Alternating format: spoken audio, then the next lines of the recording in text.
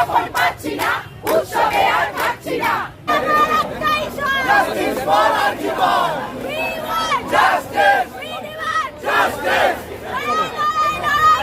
লড়াই করে বাঁচতে চাই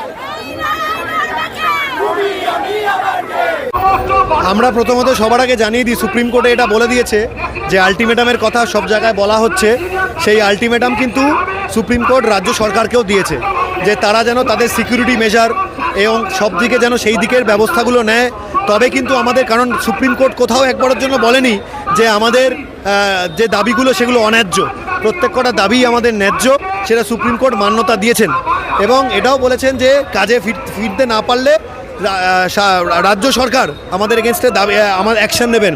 আমরা বলতে চাই, আমরা উল্টে রাজ্য সরকারকেই আলটিমেটামটা দিয়েছি যে আপনারা আজকে বিকেল 5টার মধ্যে সব কিছু মিটিয়ে দিন, আমরা কাজে ফিরে যাব।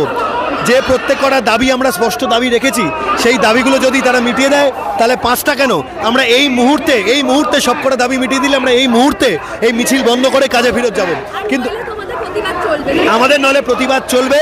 আমরা জানি যে আমাদের পিছনে বিপুল জনমত আছে, জনসংখ্যায় রয়েছে, এবং আমরা এটাও জানি যে যদি অ্যাকশন নিতে হয় আমাদের সকলের এগেনস্টে অ্যাকশন নেবে।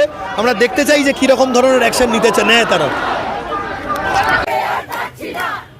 যখন পাচ্ছি না উৎসবে আর থাকছি না বিচার যখন পাচ্ছি না